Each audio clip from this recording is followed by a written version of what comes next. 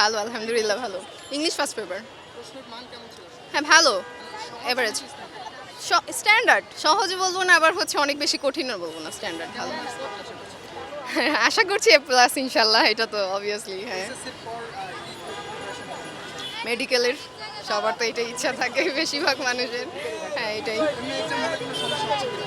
না, fan light এসব হ্যাঁ সব সব কিছু ঠিক আছে। আসা যাওয়ায় কোনো সমস্যা? না, আসা যাওয়ায় কোনো প্রবলেম হচ্ছে না। জ্যাম পড়ে কিনা? জ্যাম না, মোটামুটি মানে আগে হচ্ছে এসএসসির সময় যে ইটা ছিল অনেক বেশি জ্যাম ছিল, বাট এখন হচ্ছে মোটামুটি। আগের এক্সামগুলো কেমন? আগের এক্সামও ভালো হয়েছে আলহামদুলিল্লাহ। এবারে প্রশ্ন কি? এক্সামটা অনেক প্রশ্ন, হ্যাঁ প্রশ্ন হচ্ছে সহজই হচ্ছে, মানে তুলনামূলকভাবে আগের তুলনায় এখন ইজি হচ্ছে প্রশ্ন। Thank you. সরি, কি বলছেন? জন্য কিছু করতে চান? হ্যাঁ অবভিয়াসলি, কারণ এটা তো বলার কিছু নাই, অবশ্যই দেশের জন্যই করতে চাবো। যদি একটা ভালো পর্যায়ে যাইতে পারি, যদি ডক্টর সত্যিই হতে পারি, তাহলে তাইলে তো অবভিয়াসলি হচ্ছে দেশের জন্য করব। এটা জুলাই মাস শুরু হয়েছে, হ্যাঁ, জুলাইকে নিয়ে কিছু বলতে চান?